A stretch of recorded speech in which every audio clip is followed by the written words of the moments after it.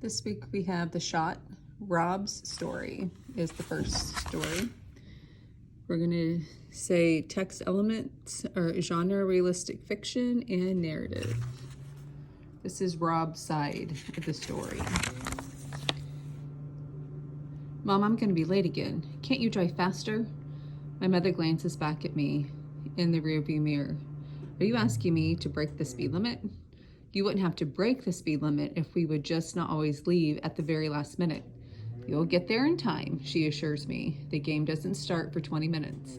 There are a lot of things my mom doesn't get about hockey, but is it so hard to understand that no, you can't get to a hockey game the minute it's supposed to start, especially if you're in the goalie, which in fact I am.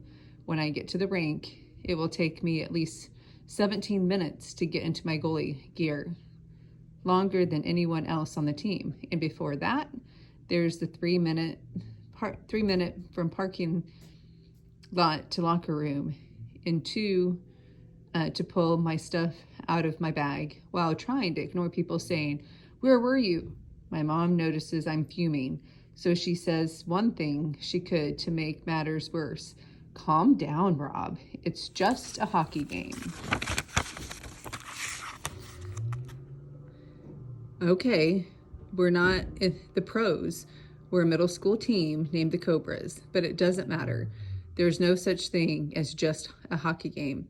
Coach is giving chalk talk when I lurch into the locker room, my bag and leg pads bumping behind me. He flicks a look at me and keeps talking. Well, look who's here, mutters Mike Stickney, who isn't team captain, but wishes he were. I would start suiting up as fast as I can. Still, everyone's ready before I am. I'm alone in the locker room while the rest of the team is running drills on the ice. I can hear pucks booming like cannonballs against the boards. Finally, I lumber out the door. No matter how late you are, you can't run in goalie gear. I skate to my net 8 seconds before the buzzer starts the game. The ref waves from the center line, checking whether I'm ready. I wave back tensely. I'm already staring at the puck he's holding. As soon as it hits the ice, as soon as the game begins, I will need to focus on that black rubber disc without ever losing sight of it. And then, as the puck falls, I notice Owen out of the corner of my eye. Owen is, or was, my best friend. His team is called the Bears. I was in such a hurry, I forgot we were playing them tonight. Until 6 months ago, Owen and I went to the same school and played on the same teams. Then, last June, his family moved to the next town. This is the first time we will play against each other. I haven't seen much of Owen recently, which I know sounds weird for best friends, but Owen moved about 10 seconds after the school year ended. We saw each other a couple of times over the summer. My parents took us to Six Flags, and I went to see the fireworks in his town, and we both went to the same rink for hockey camp. That didn't go so well. I've always been a better player than Owen. It never seemed to bother him, but at camp we were divided into groups based on our skill, so Owen and I were in different groups, and that he definitely minded. He was jealous, I guess. Whatever. He started acting weird. If he missed a pass, Owen blamed the other kid for passing badly. If the coach corrected him, he argued. When we watched videos of our games, Owen would always explain why it wasn't his fault if he messed up. Worst of all, he would point out other kids' mistakes. See right there, you should have kept your stick on the ice. Like that, you can see why he wasn't making many friends. Not that he ever did, really. His friends at school were my friends. Now, throw in the fact that I was making friends with the kids in my group. That was supposed to happen at camp, right? But it bothered Owen. He wanted the other kids to know that he was my real friend. He kept saying things like, when Rob and I were at Six Flags last year on Rob's and my team, and his voice was always a little too loud, like he wanted to make sure everyone could hear. I have to admit, it made me a little embarrassed. More than a little, it made me cringe. When hockey camp ended, my family went on vacation, and then suddenly it was September, and Owen and I were in different schools. Now Owen is sitting on the Bears bench at the end with a lot of space between him and the nearest teammate. I have a good idea what that means, but I shouldn't be thinking about it now. Anyway, in a split second, it takes me to notice Owen. The puck hits the ice, and the Bears score on me before the 3 minutes have passed. An easy shot to block. The puck slithering between my feet as if I'd invited it into the net. It's totally my fault. I allowed myself to get distracted. Mike Stickney aims death rays at me, and he skates back to center ice. I just give him an okay. I messed up, but it won't happen again, shrug. All that matters now is the next shot. I make some decent saves after that, but it's hard keeping my head in the game when Owen is on the ice. Then, during his first shift, he says, "Hi, Rob." He says who says hi to an opposing player during a game. And then when the buzzer announces the end of the first period, he skates right up to me and says it again, loud, "Hi, Rob. How have you been?" It's camp all over again.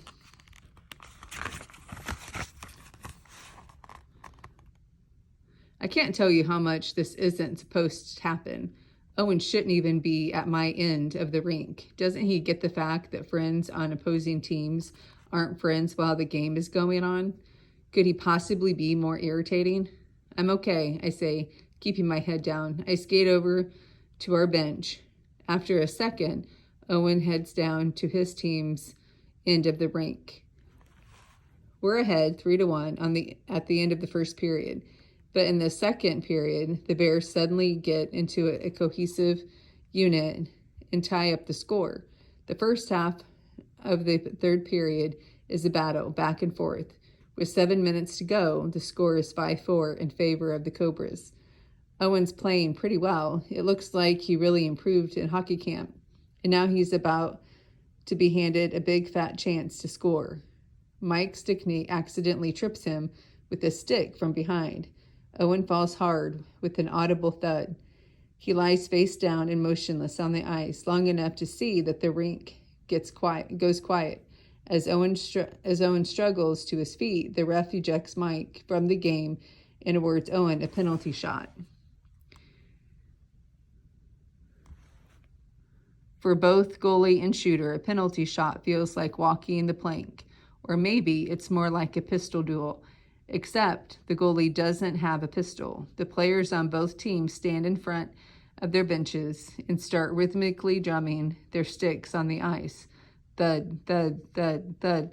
The ref sets the puck on the blue dot in the center of the ice, and Owen skates out to take a shot. I try to control my breathing as I go into my stance in front of the Cobras' goal. Feet shoulder width apart, skates parallel, goalie stick in front, gloves out and open, chest up, head up. Owen backs up a few feet. The thudding gets louder and the faster until it feels like a pulse. The rink seems to get narrow, until we're staring at each other through a tunnel, and we were staring. This is the time when you want eye contact. We're rivals, snarling and staring until the shooter charges. Except that the look on Owen's eyes is nothing like a rival's. It's more like a look of a dog would give if he were crouching down with an alpha standing in front of him, pleading. Is he asking me to give him the shot, to let him score? Yes, I think he actually is. So many images all at once come flooding into the space between us as Owen begins his charge. The time we dared each other to go wading in the middle of the water, and one of my shoes floated away, and I had to use Owen as a crutch to get out of the woods. The time we raised those caterpillars, and the two of them got out and built cocoons on the sofa. The time we were supposed to play a trumpet duet at a school concert, and we started cracking up in the middle of it. We had to start over, and then started laughing again. And Owen laughed so hard he fell off his chair, and finally we ran off stage. If Owen makes this shot, we'll be tied, but not losing. I can make it look like I really tried to make the save. He's having a rough time. This could be good for him. Get him some respect from his team. Owen is skating faster now, but I know I can make this save if I want to. Owen drops his eyes for a second to look at the puck, and I know he's about to lift a stick. It's not just a hockey game, like my mother infamously said. And with that one thought, I drop into a butterfly and make the save. My team erupts in cheers. This means a lot to me. And on the ice, I'm loyal to my team, period. 3 minutes after the penalty shot, we win, and the team lines up to shake hands. I see that Owen is last in line. We shake hands silently. I think I did the right thing, but I feel awful. So I take a deep breath, skate up to Owen. It's time to show him some respect. I clap Owen on the shoulder. Good game, I said loudly to make sure everyone can hear. Hey, thanks, man, says Owen. You too. Later, leaving the rink, I see the Bears hanging out together outside, waiting for their rides. They're sitting on the bags, and Owen is walking toward them. He doesn't see me, but I watch for a minute to see what will happen. One of the kids says something to Owen, and he says something back. Then the kid moves over, and Owen sits down next to him. Silently, I mouth the words, "Way to go, Owen."